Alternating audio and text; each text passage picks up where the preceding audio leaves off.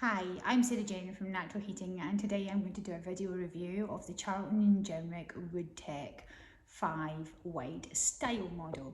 Now, the style model is exactly the same as the other Fireline Woodtec range from Charlton Jenrick, with the addition of a more traditional looking cast iron door, top and legs.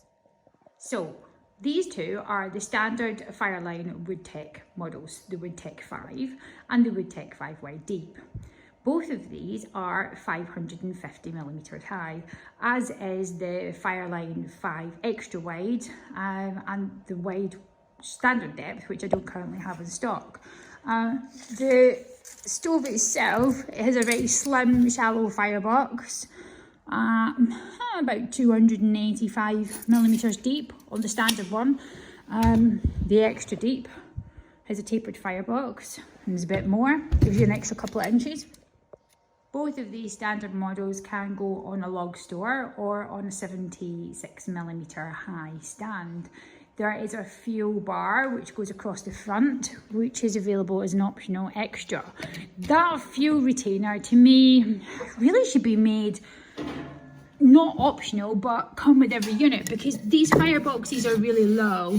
Now, they are tapered to hold the ash in on the inside, but because it's a shallow stove, I'm just always worried that the fuel comes too close to the glass, and the extra retainer bar makes a big difference, as I'll show you in a minute.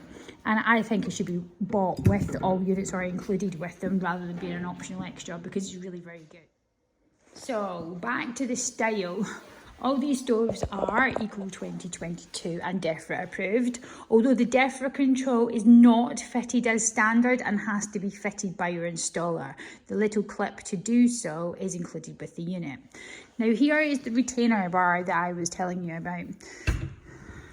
These can be purchased as an optional extra, and it literally just slots into the inside. Now, if I put a couple of small logs in the inside of this stove, you see that it is just diddy and shallow.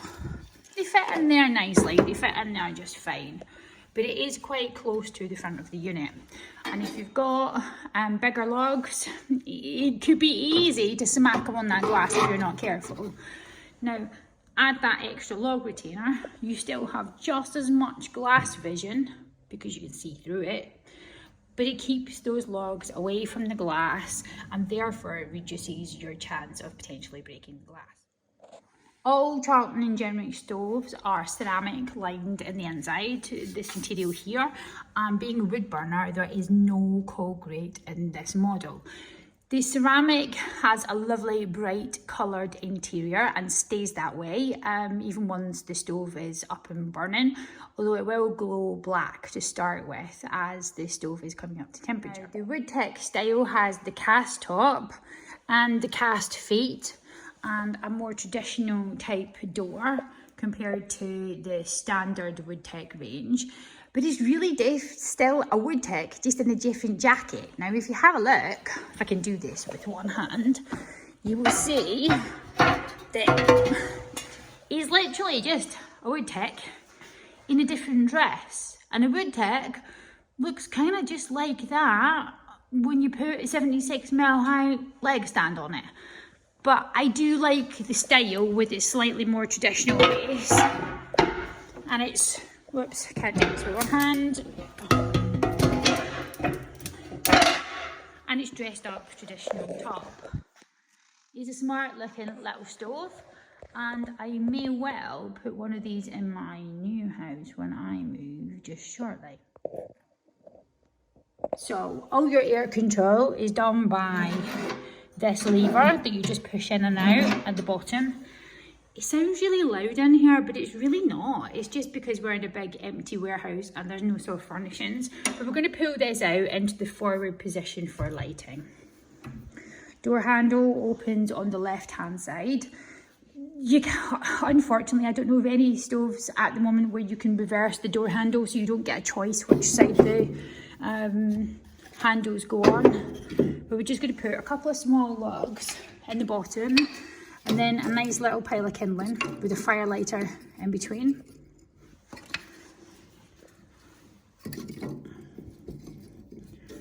To get a lit.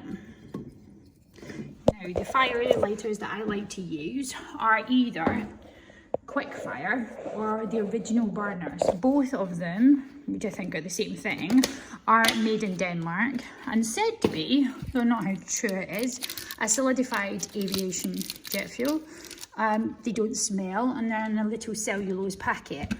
You get 100 in a great big tub for about a tenner. And I only need one, so they last for ages and they're just really convenient and they don't smell. So I've got a nice little pile of hand chopped kindling in there. And I'm just gonna see if I can reach my blowtorch. Oh, way over here. I only use a blowtorch because it's convenient to do with one hand whilst filming at the same time. So, there we go. That's her lit. The best way to do this is just shut the door over, but don't completely lock it, and leave it slightly ajar for the first couple of minutes until the fire starts burning and our kindling's catching nicely. Now, I'm not going to shut that door totally until my kindling is well burning down and catching fire to those logs. And it will take first time, every time, quickly and easily.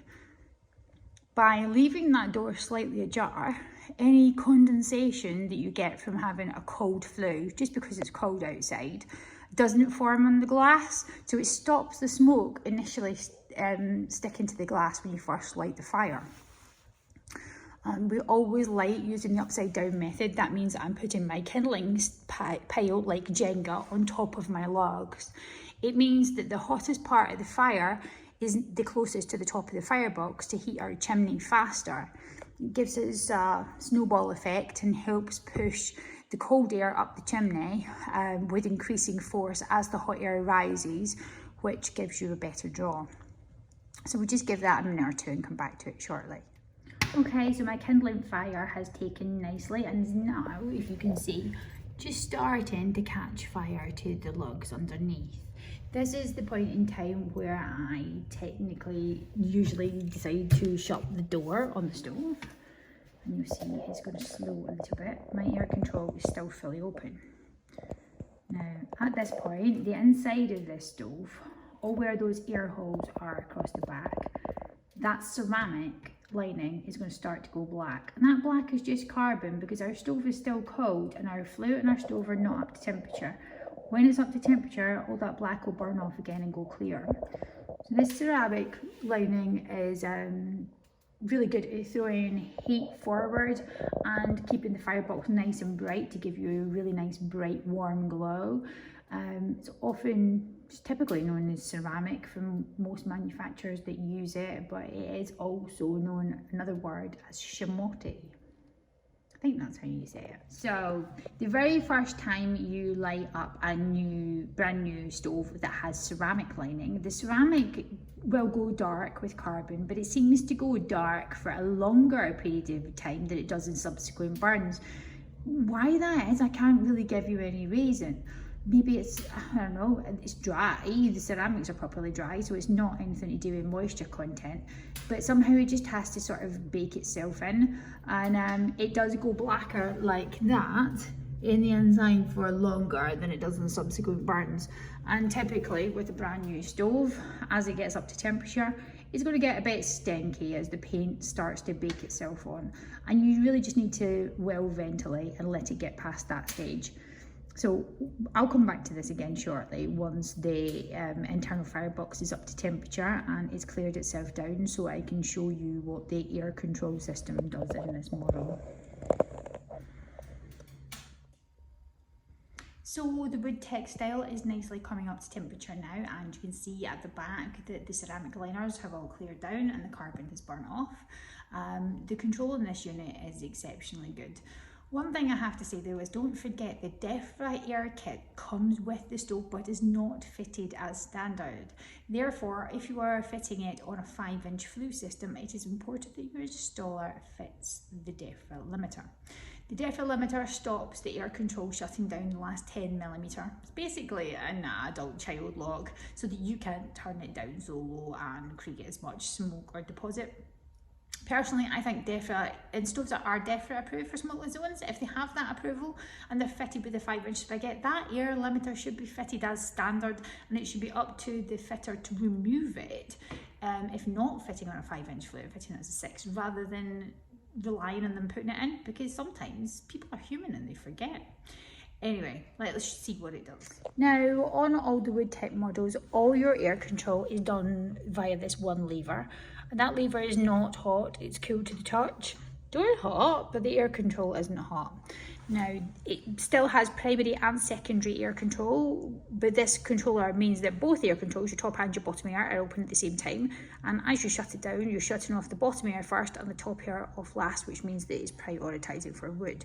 So simply pushing this in has full air control on this fire and literally takes it to practically nothing in just a few seconds. Now, this stove does not have the DEFRA limiter fitted at the moment, and as you can see, in my opinion, that is just too low. You need a bit more air to burn off. There we go, just a little bit. So that's going to burn that just nicely and keep all the carbon burnt off. It just gives you too much control. It's really slick, really smooth, very reactive. There she goes. So that's it turned down to its minimum bottom setting. There's practically nothing there. Do bring it back a bit. That's just a bit too low in my opinion. Actually, there we go. It takes about 4 or 5 seconds for the air to come back and you'll see it burst back into life. That's from full air to no air. So here she comes. There's the air coming back up. And typically about halfway, which should be any stove's sweet point. Just letting it catch itself back up again.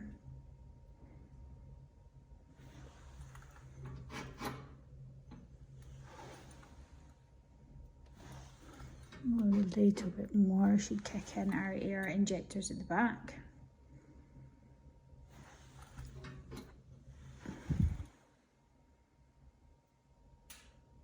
Okay, got a bit more yet. You'll learn to find your balance.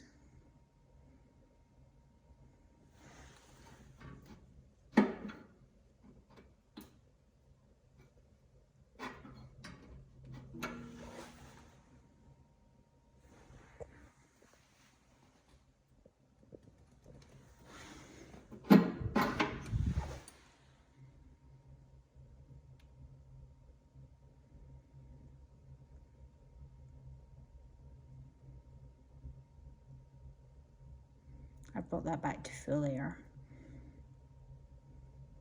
So if you can balance it so you can see what the tertiary air intake does.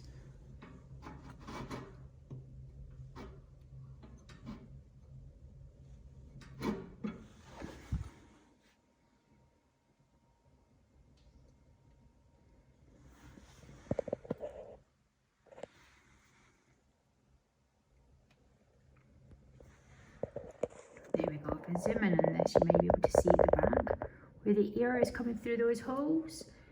Basically, that's your tertiary air system at the back, and what it's doing is pretty much like the opposite of a Dyson vacuum cleaner.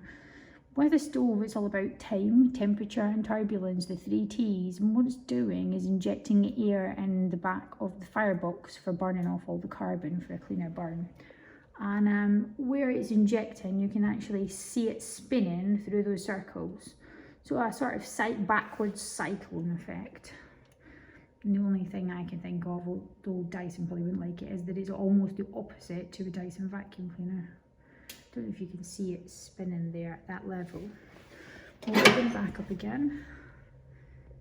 Let's see if we can see it better without my phone being too close to the camera, because then it overheats, too close to the stove, because then it overheats and it doesn't like it.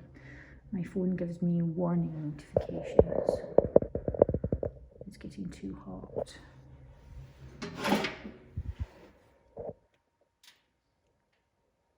I shut right down very quickly. It comes into check in just a couple of seconds.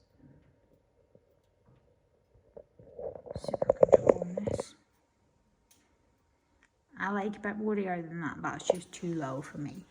Yeah, it goes to literally nothing. I bring it back a bit.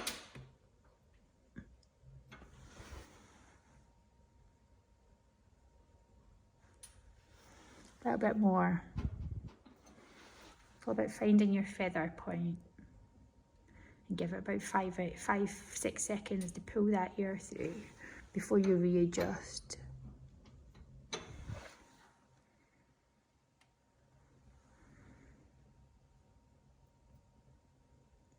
There you go. So that'll burn nice and clean and steady at that point. With a really good stable burn. The handle is warm, but it's not that hot. It really isn't. Well, obviously I wouldn't be holding on to it. The stove's been on heading towards 2 hours now. I'm not going to be hanging on to it if it was red hot, but you couldn't class it as a cool handle. It does come with a glove, but it's certainly not hot. Now, when you're going to open the door in any stove, you should really only do so on red ember. There's more fuel still in this firebox. I'm doing it as a matter of principle to show you what it's doing. We'll always prime it for 4 or 5 seconds to let the oxygen suck up the chimney, any deposits suck up the chimney before you open the door. And open your door slowly. Saves waft and deposit about. And you'll see there's no spillage there. It's burning nice and clean and the door's open. And you should really only do that on red ember, but it's not spilling. And some Eco 2022 stoves are really known really bad for spillage, so it's a test that I always like to do.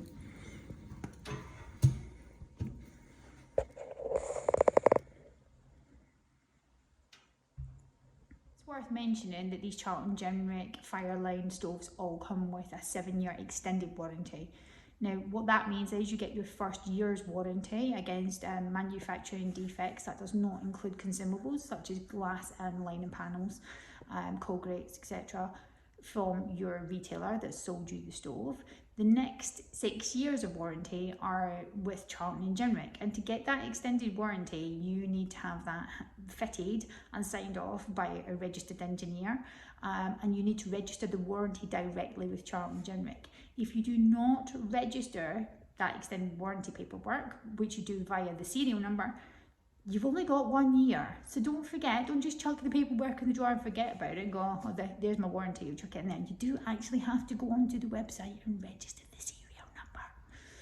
I like to make a point in that one because it's come up of late with a couple of different manufacturers. Cover your ass. It's not too difficult to register, but you need to do that after you've done it. We can't do that for you. It's your job to do the extended warranty. Anyway, I hope you found this little video clip useful, all on the Woodtec style.